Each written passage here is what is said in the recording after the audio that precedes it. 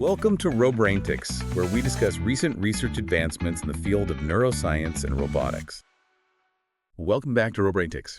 Sometimes you just know what's going to happen next. Like you walk into your favorite coffee shop, and your brain's already picturing the whole thing, from ordering to that first delicious sip. Well, today, we're going deep into the neuroscience behind that very feeling. We'll be diving into a fascinating new study titled Human Hippocampal and Entorhinal Neurons Encode the Temporal Structure of Experience by Tacikowski and colleagues. It was published just this September in Nature. Okay, so this study is about how our brains learn and predict the order of events. But what makes this research so special? What's fascinating here is how they did it. They recorded the activity of individual neurons in epilepsy patients who already had electrodes implanted for medical reasons. This level of detail is something brain imaging studies just can't capture. So instead of seeing the whole forest, yeah, they zoomed in on individual trees, right? Exactly. And how does this neuron react when that happens? To understand this, you have to know how the study was designed. They showed participants images in specific sequences based on a pyramid-like graph structure. Okay. Imagine a pyramid with images at each point. Okay. The sequence they showed people followed the connections between these points. The participants weren't explicitly told to learn the pattern. They were just shown the images in their brains.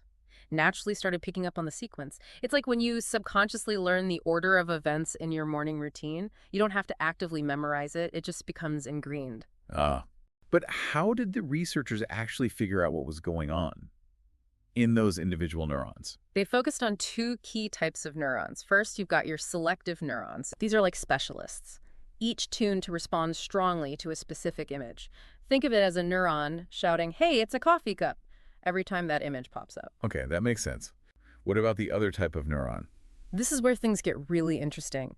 They found relational neurons that adapted their activity based on the relationships between images, not just the images themselves. Okay. So instead of just recognizing coffee cup, this type of neuron might be saying, the coffee cup usually comes after the cash register. Wait, so these neurons are encoding the order of events, not just the individual elements. Precisely.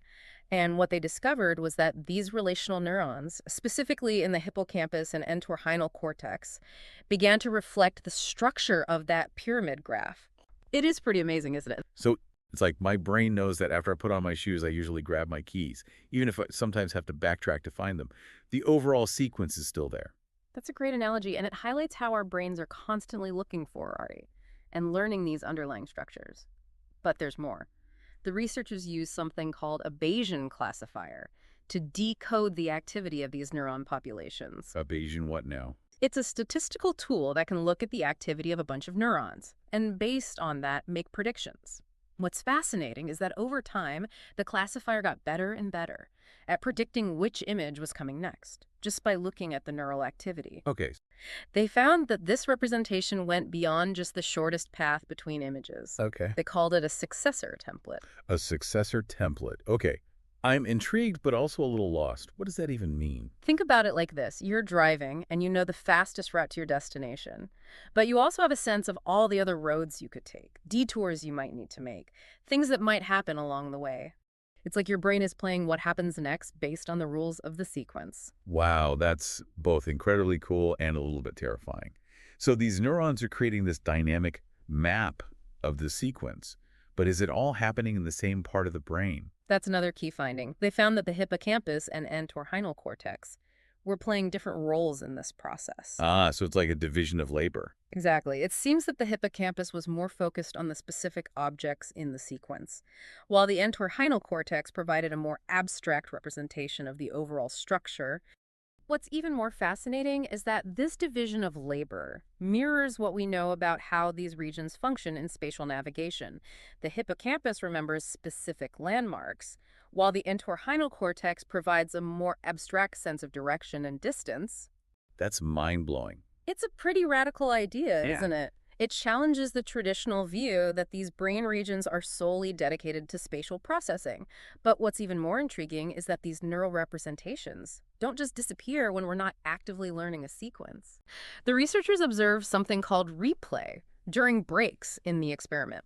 Just like in spatial navigation, where place cells replay previously traveled routes while you sleep or rest, they found that these temporal sequences were also being replayed during breaks, strengthening the connections. So my brain is practicing my coffee shop routine even when I'm not there. Yeah. This replay phenomenon suggests that these temporal representations are actively consolidated and reinforced by the brain. They're not just fleeting patterns, they're becoming part of how our brains understand the world. Right.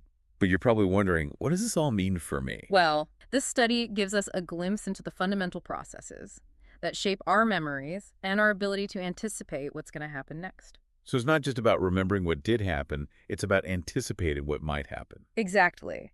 These models help us make sense of our experiences and guide our actions. Okay. It's like when I'm cooking, I don't have to constantly refer back to the recipe. Because I've internalized the sequence of steps, my brain just knows what comes next. Precisely. Think about all the complex sequences you encounter every day. Driving to work, having a conversation, even just brushing your teeth. Your brain is constantly learning the order of events, the timing, the cues that signal what's coming next. So to sum up, this study reveals some pretty profound things about how our brains process time and events. It suggests that our brains are not just recording devices, but predictive machines, constantly anticipating what's coming next.